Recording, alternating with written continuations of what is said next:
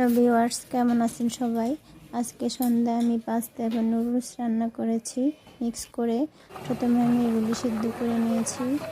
সিদ্ধ করার সময় আমি পাস্তাটা একটু আগে দিয়েছি, নুডলসটা একটু পরে, যাতে একত্রে সিদ্ধ হয়। এদিকে আমি একটু সবজি করে নিয়েছি, গাজর, আলু, একটু মাংস আগেই করে রেখেছি।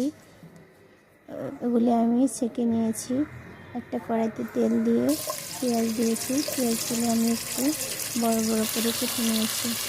তারপর আমি একটু লবণ দিয়ে দিলাম। 3টে ডিম দিয়ে ভালো মিক্স করে নিয়েছি। ডিমগুলি একটু হয়ে আসলে আমি পাস্তা এবং নুডলসগুলি ঢেলে দিয়েছি। ঢেলে দিয়ে কিছুক্ষণ রান্না করে নিয়েছি। রান্নার পর এরপর আমি একটু সয়া সস দিয়েছি। আরও কিছুক্ষণ রান্না করে আমি মাংস এবং সবজিগুলো দিয়ে দিয়েছি। এরপর আমি আরেকটু ভালো করে মিক্স করে নিয়েছি।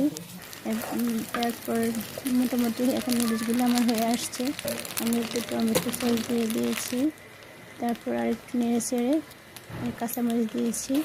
দিয়ে ভালোভাবে মিক্স করে আমার রান্না শেষ হয়ে আসলো। কেমন হয়েছে আমার নুডলস আমাকে জানাবেন।